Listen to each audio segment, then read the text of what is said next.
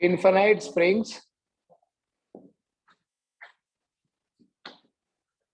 having spring constants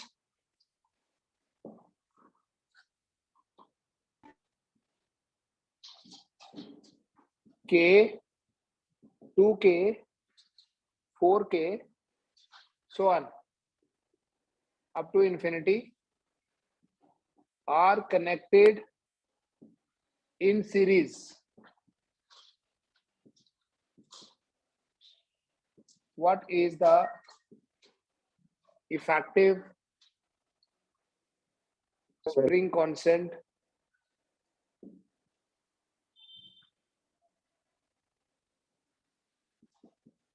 of the combination? What is the effective spring constant of the combination? If we have infinite springs or unke spring constants are given like k, 2k, 4k up to infinity, they are connected in series. What is the effective spring constant of the combination? Series में बेटा कैसे find करते हैं हम effective spring constant? 1/ks 1/ks will be equal to 1/k plus 1/2k plus 1/4k plus 1/8k होगा आगे, so on up to infinity. We can say 1/ks equals to 1/k, common ले लो, it's going to be 1 plus 1/2 plus 1/4 plus 1/8 up to infinity. बेटा ये जो sequence है, इस sequence को बोलते हैं इनफाइनाइट जीपी. अगर आप देखो सक्सेसिव टर्म्स की रेशो जो है वो 1/2 है. 1/2/1 क्या होता है? 1/2. 1/4/1/2 again 1/2. 1/8/1/4 again 1/2. So this kind of series is called as geometric progression. ठीक है, ऐसे a plus ar plus ar square up to infinity, इसे बोलते हैं इनफाइनाइट जीपी. और इसका जो सम है that is equal to a/1 minus r. r होती है बेटा इसमें कॉमन रेशो, तो उस हिसाब से ये 1/ks जो है it is equal to 1/k 1 plus 1/2 plus 1/4 plus 1/8 so on. पहली टर्म है 1, so we write 1, a की जगह 1 over 1 minus 1/2, क्योंकि कॉमन रेशो कितनी है? 1/2. so 1/ks कितना हो गया बेटा?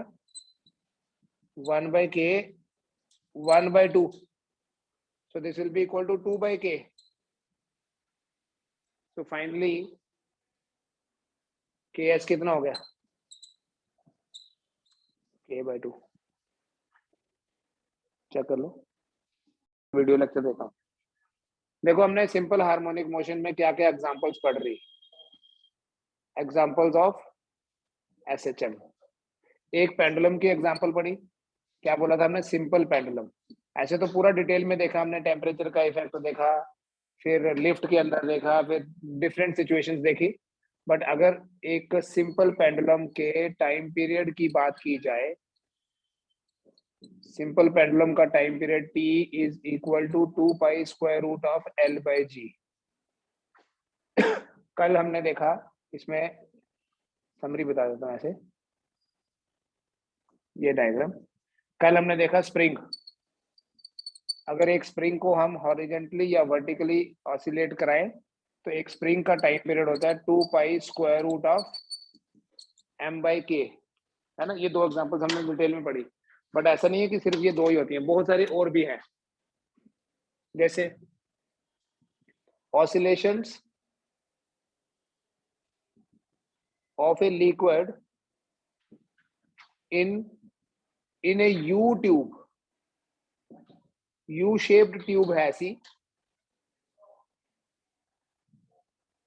मान लो इस ट्यूब में लिक्विड फिल्ड है up to certain height h.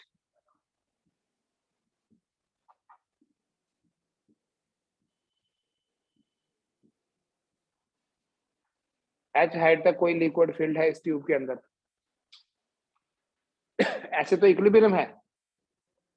But जब हम इसको एक तरफ से ब्लो करें, एयर ब्लो करेंगे ऐसे, एक बार स्टार्ट करना पड़ता है ना, ये ऐसे इक्विलिब्रियम है तो एक बार स्टार्ट करना पड़ेगा, ये भी इक्विलिब्रियम है, एक बार खींच के छोड़ना पड़ेगा, कल बताया। तो ऐसे अगर हम यहाँ पर इसको ब्लो करें और देन लीव, तो ये ऑसिलेट करेगा और इसका टाइम पीरियड होगा 2 pi square root of h by g. बनाओ डायग्राम्स। ठीक है, h is the equilibrium height, g is acceleration due to gravity. तो वही L बाई जी की जगह यहाँ h बाई जी ऐसे याद रखना। इसी तरह से बेटा अगर एक और एग्जांपल बता रहा हूँ, अगर अर्थ में थ्रू आउट द अर्थ एक टनल बना दिया जाए, oscillations of an object in a tunnel along the diameter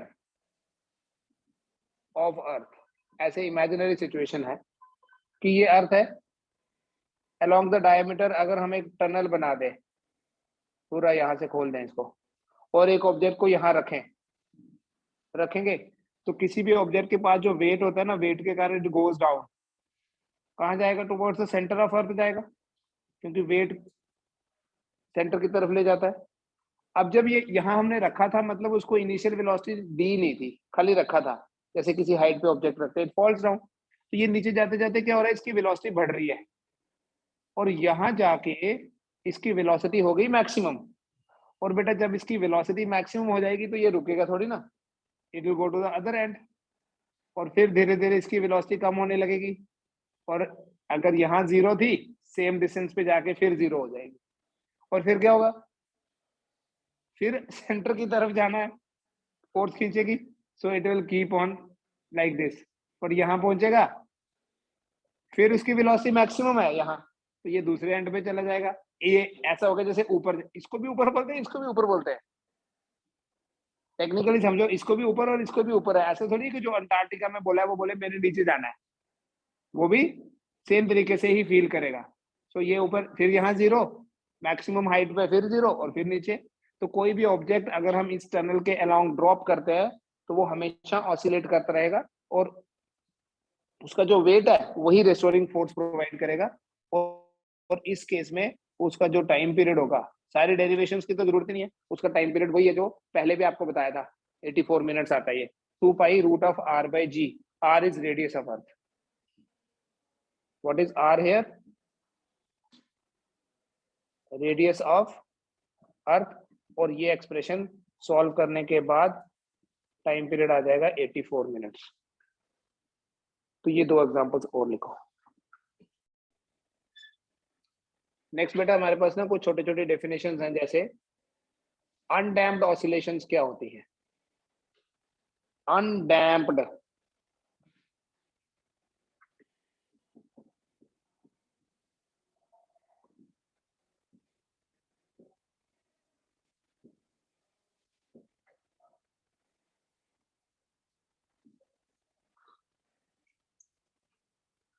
undamped oscillations, undamped oscillations वो होती है the oscillations of a body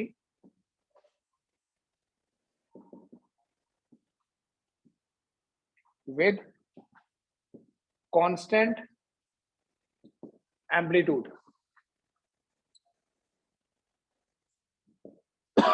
जिन ऑसिलेशंस में एम्पलीट्यूड कांस्टेंट रहता है उन ऑसिलेशंस को अनडैम्प्ड ऑसिलेशंस बोलते हैं, ऐसे रिप्रेजेंट करते हैं बेटा।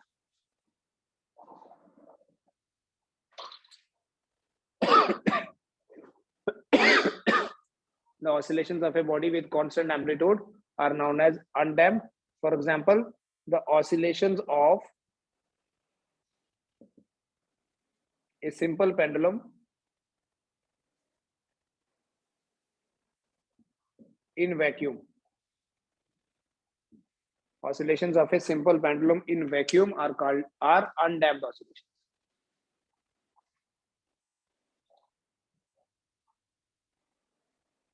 The oscillations of a body with constant amplitude.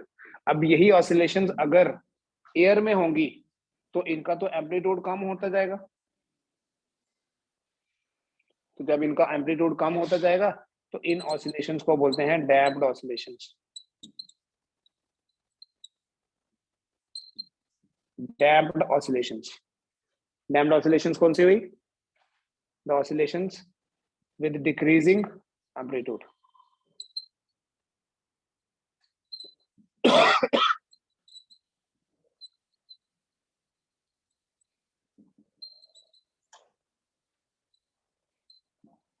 जिन ऑसिलेशंस का एम्पलीट्यूड कम होता जाता है उनको डैम्प्ड ऑसिलेशंस बोलते हैं।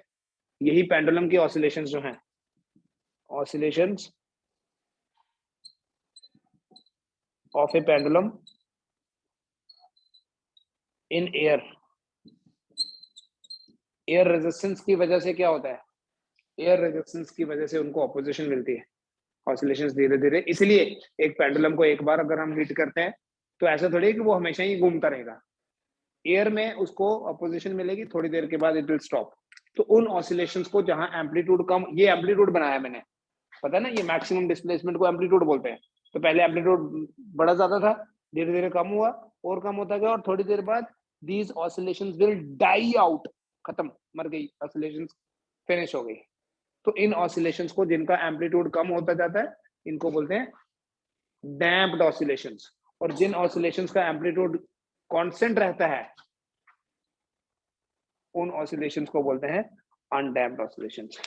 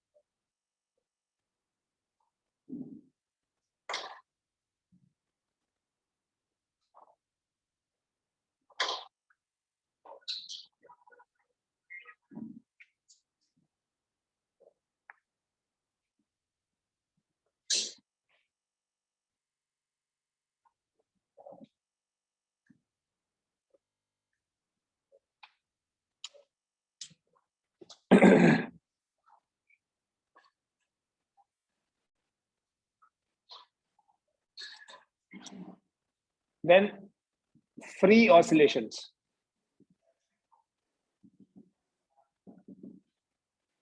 Free. The oscillations of a body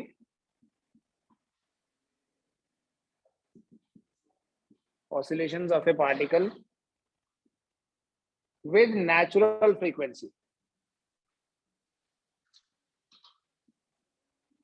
जैसे फ्रीक्वेंसी अगर हम पेंडुलम की बात करें तो वो पेंडुलम के पैरामीटर पे ही डिपेंड करती है, पेंडुलम की लेंथ कितनी है और उसको रखा कहाँ पे है।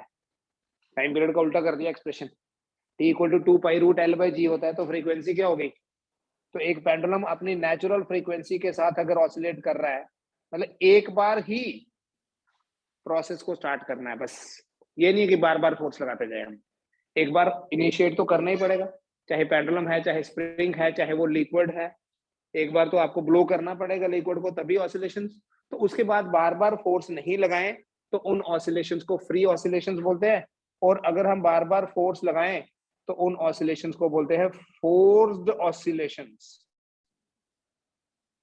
फ्री और फोर्स्ड ऑसिलेशंस। फोर्स्ड ऑसिलेशंस क्या हुई? The oscillations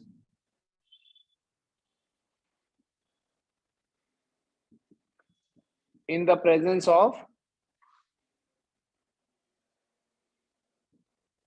some external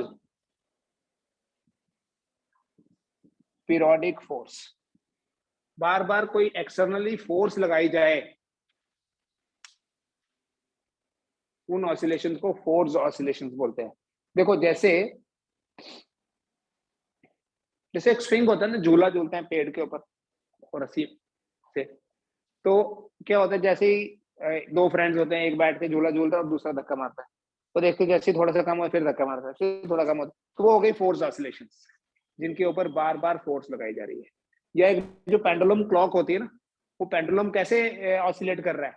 cell में जो एनर्जी है उसकी वजह से, तो वो फोर्स्ड ऑसिलेशन है, वो सेल की एनर्जी उसके ऊपर फोर्स लगा रही है, राइट। तो ऐसी ऑसिलेशंस को फोर्स्ड ऑसिलेशन, फोर्स मतलब जिनके ऊपर एक्सटर्नल इन्फ्लुएंस होता है उनको बोलते हैं फोर्स्ड, और जिसके ऊपर एक्सटर्नल इन्फ्लुएंस नहीं होता उनको बोलते हैं फ्री। एक्सटर्नल इन्फ्लुएंस नहीं होता इसका ये मतलब नहीं है कि कभी फोर्स लगानी नहीं है, एक बार तो सेट करना पड़ेगा बट बार बार नहीं लगानी है। इन्हीं फोर्स ऑसिलेशंस की एक स्पेशल टाइप होती है जिसे बोलते हैं बेटा कपल्ड ऑसिलेशंस। कपल नहीं, रेजोनेंट ऑसिलेशंस बोलते हैं।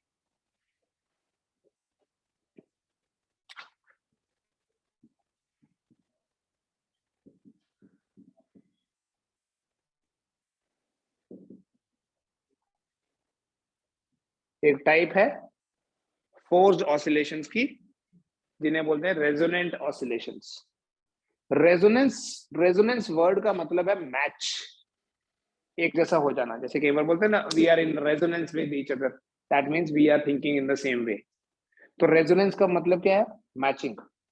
अगर मान लीजिए ये एक पेंडुलम है, ये इस तरीके से ऑसिलेट कर रहा है कि हर 2 सेकंड बाद यहां आ रहा है, तो मतलब इसका टाइम पीरियड 2 सेकंड हुआ। ठीक है, यहां से गया इधर, इधर, इधर, फिर गया इधर, फिर वापस आया 2 सेकंड बाद, और हम 2 सेकंड बाद ही इसके ऊपर फोर्स भी लगा रहे हैं। जितनी बार यहां आया उतनी बार फोर्स लगाई तो क्या होगा बताओ? तो अगली बार ना वो थोड़ा और आगे जाएगा, क्योंकि जब यहां जाना था तो हमने फोर्स लगा दी तो यहां चला गया, फिर आया थोड़ा इधर आएगा, फिर फोर्स लगा दी तो और आगे नहीं चला गया। तो yes, इन्हें बोलते हैं रेजोनेंट ऑसिलेशन, जिसमें जो फ्रीक्वेंसी है, frequency of external periodic force matches with the natural frequency of oscillations.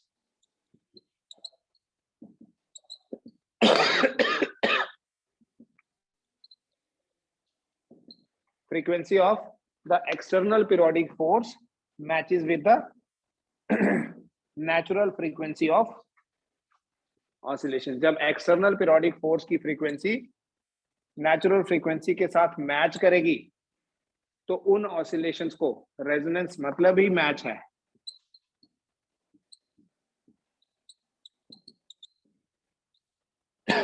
उन ऑसिलेशंस को बोलते हैं रेजोनेंट ऑसिलेशंस।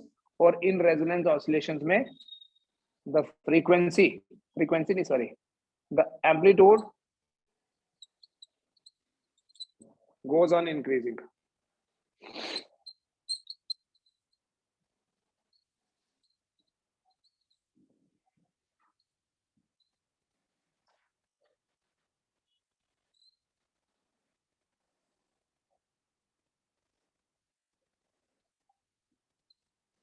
और ये ऑसिलेशंस बड़ी वायलेंट भी हो सकती है। हो सकता है झूले के ऊपर बार बार फोर्स लगाए ना, जितनी बार आए उतनी बार फोर्स लगाई तो वो पूरा घूम भी जाएगा किसी पर, या रस्सी टूट भी जाएगी। तो ये ऑसिलेशंस जो है वो डेंजरस होती है, जिनको हम रेजोनेंस ऑसिलेशंस बोलते हैं।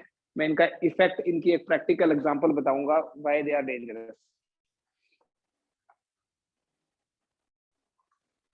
इसकी एक एग्जांपल देखो बेटा, जो एक आपको पता होगा सबको, एक ना ऐसे ब्रिज बनाया जाता है, टेम्परेरी ब्रिज बनाया जाता है, जनरली आर्मी वाले बनाते हैं ड्यूरिंग वॉर टाइम। फटाफट से बनाया, फोल्ड किया, लेके दूसरी जगह कहीं रिवर होगी वहां बना दिया। झूला पुल बोलते हैं उसको, झूलता है वो, उसके ऊपर चलोगे ना ऐसे आवाज भी आती है, जैसे स्ट्रिंग्स लगी होती है उसमें। इस झूले पुल के ऊपर देखा कभी? कभी नहीं देखा? हाँ हाँ हाँ, जो ऐसे ऐसे झूलता है, देखा है? सर तो वो देखा है। झूला पुल जो होता है ना, उसके ऊपर फौजियों को ये बोला जाता है कि कदम डाल करके मत चलना, क्योंकि वो ऐसे ऑसिलेट कर रहा है। और बाई चांस सारे सबने एक साथ, सबने लेफ्ट पाँव रखा, फिर सबने राइट पाँव रखा, तो वो जैसे ही ऊपर आया सबने एक साथ दबाया नीचे, वो और नीचे चला जाएगा। और सबने फिर जैसे ही वापस ऊपर आया दोबारा नीचे दबाया, तो उसमें क्या होता है, उसकी ऑसिलेशन वायलेंट हो जाती है और वो जोर जोर से झूलने लगता है और वो टूट जाएगा। अगर उसकी ऑसिलेशन वायलेंट हो जाएगी ना, it will break. So while crossing a temporary bridge, लिख लो, while crossing a temporary bridge,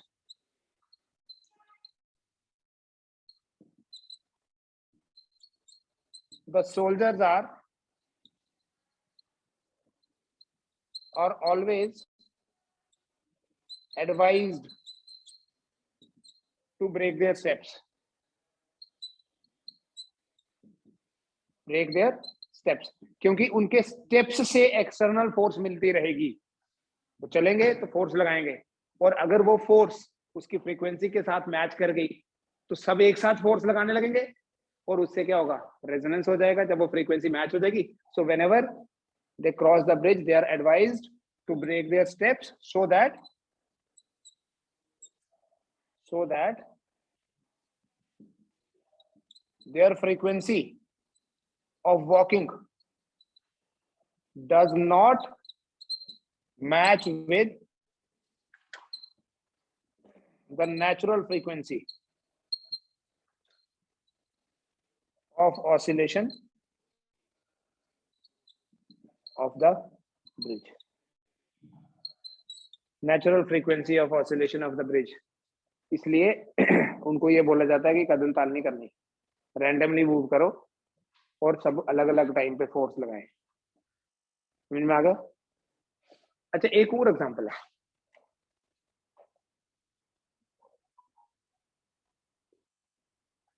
बेटा अर्थक्वेक आता है ना, तो अर्थक्वेक भी तो बेसिकली वेव्स का ही ट्रांसमिशन है. अर्थक्वेक कैसे आता है? What is the basic mechanism? Tectonic plates टकराती है एक दूसरे के साथ, है ना. टकराने से क्या होता है? वेव्स, एनर्जी जनरेट होती है. वो एनर्जी क्या है? वेव. वो वेव क्या है? बेसिकली यहाँ से ऐसे वेव जनरेट हुई, बीच में कहीं टेक्टोनिक प्लेट्स टकराई होंगी, और यहाँ एक मल्टी स्टोरीड बड़ी सी बिल्डिंग है, ठीक है, बेस्ट मटेरियल यूज किया हो इसमें, लेकिन जैसे ही यहाँ वेव पहुंचती है तो इसको इतनी एनर्जी मिलती है. टेक्टोनिक प्लेट तो it can be as big as a mountain, hit each other, lot of energy is generated, और वो ट्रांसफर होती है in the form of wave. तो ये इस बिल्डिंग को मिली नीचे से एनर्जी, बिल्डिंग ऊपर नीचे, पीछे से एक और वेव आती है, तो वो अगली बार जब ऊपर जाती है ना, और ज्यादा ऊपर जाती है, और उस चक्कर में वो गिर जाती है. अगर रेजोनेंस नहीं होगा तो नहीं गिरेगी, लेकिन जब यहाँ से सडनली वेव्स आना शुरू होती हैं, तो वो वेव्स की फ्रीक्वेंसी और अगर उस बिल्डिंग की ऑसिलेशन फ्रीक्वेंसी मैच कर जाए तो बिल्डिंग भी वायलेंटली ऑसिलेट करने लगती है, और इसीलिए लगता है कि यार ये तो कभी गिर ही नहीं सकती थी इतनी बड़ी बिल्डिंग, वो भी धराशायी हो जाती है. So that is the reason. हर टाइम नहीं ऐसा होता है, हर टाइम अर्थक्वेक आने से बिल्डिंग्स नहीं गिरती है, बट अगर कभी बिल्डिंग गिर जाएगी तो वो रेजोनेंस की वजह से गिरेगी, ठीक है, क्योंकि ऑसिलेशंस वायलेंट हो जाती है. ठीक है, इतना कर लीजिए. नेक्स्ट हम वेव्स स्टार्ट करेंगे, बट मंडे को you have a test first, उसके बाद